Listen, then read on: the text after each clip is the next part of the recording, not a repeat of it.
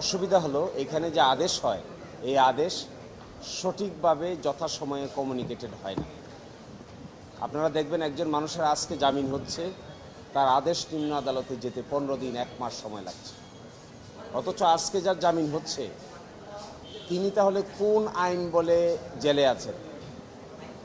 আজকে জামিন হয়ে গেলে আজকে থেকেই তো তার জামিন কার্যকর।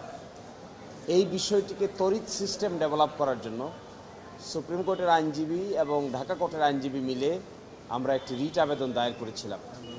এই রিট আবেদনের প্রেক্ষিতে আজকে মাননীয় হাইকোর্ট ডিভিশন একটি রুল ইস্যু করেছেন এবং রেজিস্ট্রার জেনারেলকে ডাইরেকশন দিয়েছেন 7 দিনের ভিতরে কমিটি গঠন করে আদালতকে ইনফর্ম করবেন এবং আগামী 20-26 অগাস্টের 20 তারিখের মধ্যে গাইডলাইন তৈরি করে আদালতের কাছে আপডেট ইনফরমেশন দিবেন এবং গাইডলাইনের দায়িত্ব হবে কিভাবে রিয়েল টাইমে এই আদেশগুলো কমিউনিকেট করা যায়। এটিকে অনলাইন করতে হবে, এটিকে real time communication build up করতে হবে, নাকি যেভাবে এখন আদেশ কমিউনিকেশনের সিস্টেম আছে এইখানে পরিবর্তন আনতে হবে। আমরা সকলেই এই ব্যাপারে কিন্তু ভুক্তভোগী। ভারতীয় সুপ্রিম কোর্টে সিমিলার রিট পিটিশন হয়েছিল, সেখানে সুপ্রিম কোর্ট গাইডলাইনের ভিত্তিতে ভারতে এখন এই আদেশ কমিউনিকেশনের জন্য নতুন সিস্টেম ইন্ট্রোডিউস করা হয়েছে। আমরাও এখানে চাই ফাস্ট ট্র্যাকিং সিস্টেমে আদেশটা হবে, স্বাক্ষর হবে, যেখানে যেটা যাওয়ার কথা সেখানে যেটা দ্রুত চলে যাবে, কারো জন্য কোনো আদেশ অপেক্ষা করবে না। আপনি দেখবেন যেখানে একটা আদেশ হয়, আদেশ হলে পরে আগে কোর্টে স্বাক্ষর হয়, এটা লাগে কয়েকদিন, সেকশনে যায় এখানে লাগে কয়েকদিন, স্ক্যানিং হয়, নিম্ন আদালতে যায়, নিম্ন আদালত থেকে জেল গেটে যায়, তারপরে একজন লোক বের হওয়ার মতো উপযুক্ত হয়। কিন্তু তার বেল তো হয়ে যাচ্ছে যেদিন, সেদিনই তো তার বের হওয়ার অধিকার জন্ম নিচ্ছে। এই জন্য এই প্রক্রিয়াকে ফাস্টার করার জন্য, ফাস্ট ট্র্যাকার করার জন্য ইন্ডিয়ান সুপ্রিম কোর্ট যা করেছে তা যেন আমাদের দেশে করা হয়, এটাই আমাদের প্রেয়ার ছিল।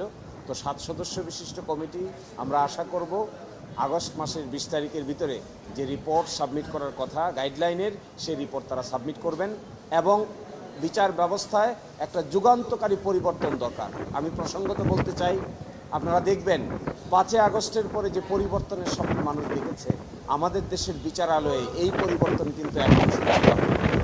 এখানে এখনও মামলার জট, কখন মামলা শুরু হবে, কখন মামলা শেষ হবে, বিশেষ কোনো ব্যবস্থা কিন্তু এখানে নেওয়া যায় নাই। বিশেষ ব্যবস্থা নিতে পারলে হয়তো একটা পরিবর্তনের সূচনা হতে পারত।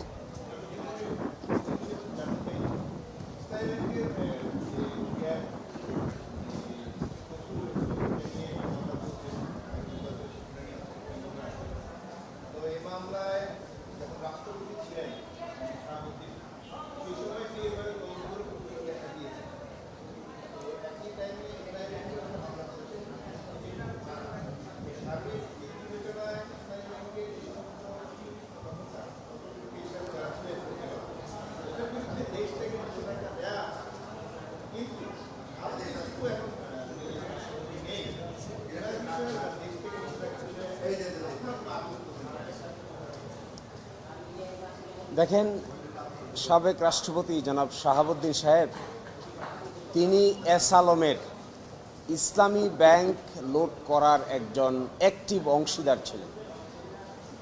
একটা কোম্পানি ছিল, যে কোম্পানির নাম ছিল জেএমসি বিল্ডার্স।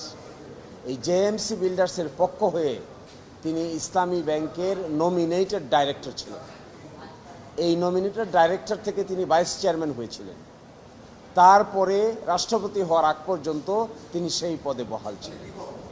এই সময়ে ইসলামী ব্যাংক থেকে এসালম নামে বেনামে